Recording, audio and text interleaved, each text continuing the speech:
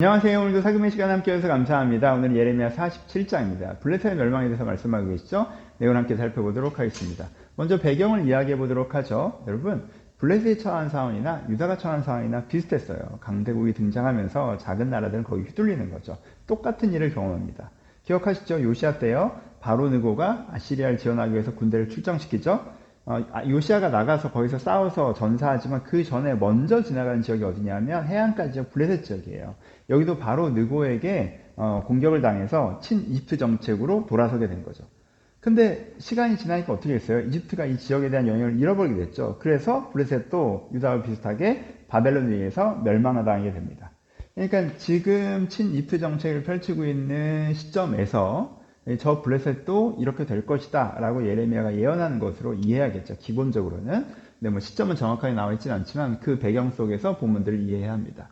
어떻게 된다고 말씀하십니까? 바벨론 군대에게 블레셋이 멸망당할 거라고 이야기하시죠. 그러면서 그들이 멸망당한 모습들 세 가지를 얘기하시는데 아버지가 자녀를 돌보지 못하는 무기력한 모습을 보일 거라고 얘기하시고요.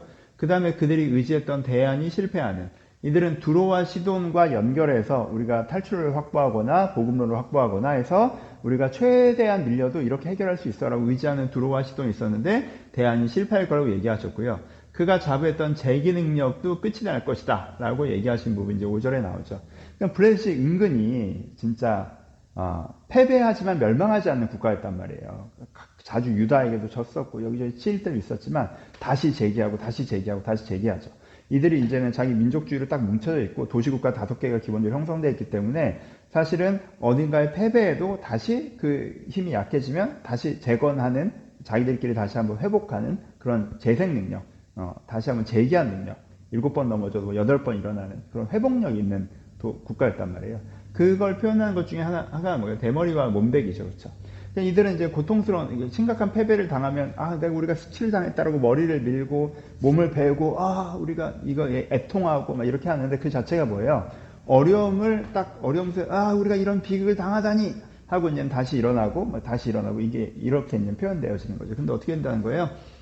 이것도 이제 한두 번 하니까 되는 거지. 이거 언제까지 그러겠느냐? 라고 이제 계속 또 머리를 대고 또 하면서 우리 회복하자라고 해도 안 되고 해도 안 되고 해도 안 되니까 이것도 끝난다라는 표현이죠. 그렇죠? 이것이 끝난다라고 하면서 마지막에 멈추지 않는 여호와의 칼, 하나님의 심판이다. 이게 바벨론의 군대가 멸망치는 거지만 사실 하나님께서 심판하시는 것이다. 블레셋의 이제까지 범죄한, 악으로 악을 심판하시는, 이제까지 범죄한 블레셋에 대한 하나님의 심판이다. 여호와의 칼이 이 심판이 끝나기까지 멈추지 않는다라는 말씀으로 마무리하고 계십니다. 적용해보죠. 그러면 첫 번째 적용하는 것은 자기가 살아가는 방식, 자기가 살아가는 능력을 믿는 어리석음에 대해서 우리가 묵상해 볼 수가 있습니다. 블레셋이 자부했던 건 뭐예요? 도시국가였기 때문에 민족주의가 굉장히 강한 거죠. 그렇죠? 그래서 아버지가 자녀를 돌봐요. 우리는 서로 돕는다. 이 5 도시국가가 서로 돕는다. 이게 이들의 힘이었어요. 또 뭐였어요? 두로와 시돈과 연결되어 있다. 해안 도시랑 연결되어 있어서, 도시국가끼리 연결되어 있어서 그들에게 경제적인 그리고 해상로의 지원을 받을 수 있다. 그리고 우리는 쓰러져도 다시 일어난다. 이런 거였단 말이에요. 그렇죠? 우리는 내가 믿는 친구들이 있고 내가 연결된 게 있고 우리가 함께 싸우면 못할 게 없어. 나를 돕는 적이 있어. 나는 7번 넘어졌다 8번 일어나는 사람이야. 어떤 데 이런 사람으로 생각해 보죠. 그게 이제 자기가 살아가는 방식이고 자기가 살아가는 능력이죠. 내가 이런 도전 정신으로 하면 이런 연대를 통해서 얼마든지 할 수 있어. 이렇게 살아온 거예요, 이제까지. 근데 어느 시점에 그거 안 먹혀요. 하나님께서 긍휼히 기회를 주고 계시는 것이 그 능력으로 다 해낼 수 있는 게 아니에요. 그 능력으로 되는 게 아니야. 그게 되다가 진짜 안 되겠다고 하면 그 능력이 안 먹혀요. 여러분, 우리는 하나님께서 우리를 긍휼히 여기심과 하나님의 기회 주심과 그래도 우리 안에 있는 어떤 선함으로 살아가는 거지 내 능력으로 사는 거 아니에요. 여러분, 우리가 살아가면서 이런 방법으로 한두 번 성공해 보면 이런 삶의 기술로 내가 내 인생을 살아갈 수 있을 거라고 착각할 때가 있는데 그게 안 돼요. 그렇게 되는 게 아니에요. 그러다가 큰일 납니다. 그래서 나는 이런 방법으로 세상을 살아라고 오해하지 마시고 하나님의 기회 주심과 내 안에 있는 하나님께서 아름답게 보시는 선량함 때문에 내가 살아간다라는 부분들 이렇게 묵상해 보시면 또 좋을 것 같고요. 두 번째는 옆 사람에게 용기를 얻지 말 것에 대한 부분도 있습니다. 여러분, 이것을 설교한 시점은 뭐예요? 그러니까 이 예레미야 설교한 시점에 유대인들은 어떻게 생각하는 거예요?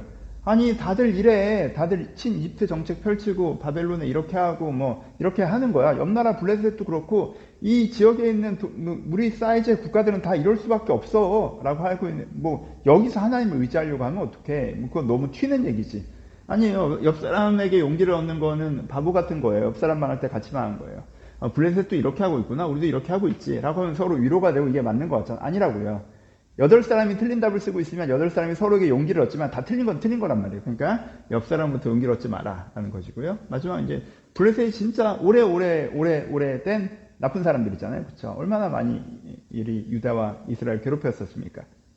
유다 이스라엘에게 공격당하고서 얼마나 다시 일어났습니까? 하나님께서는 저 악인들은 어떻게 내버려두세요라고 하지만 어느 쯤에 결국 심판받는다라는 거. 그래서 악하게 살아도 괜찮지 않나? 라는 게 아니라 저 사람은 나쁜 사람인데 왜 저래요가 아니라 하나님께 분명히 심판하십니다. 그러니까 그거에 대해서 의심하시면 안 돼요. 그런 거에 대해서 우리가 오히려 스스로 경각심을 가져야 되고 스스로 두려워해야 되는 주제다라는 부분도 내 자신을 돌아봐야 된다는 것도 함께 묵상해 보셨으면 좋겠습니다. 감사합니다.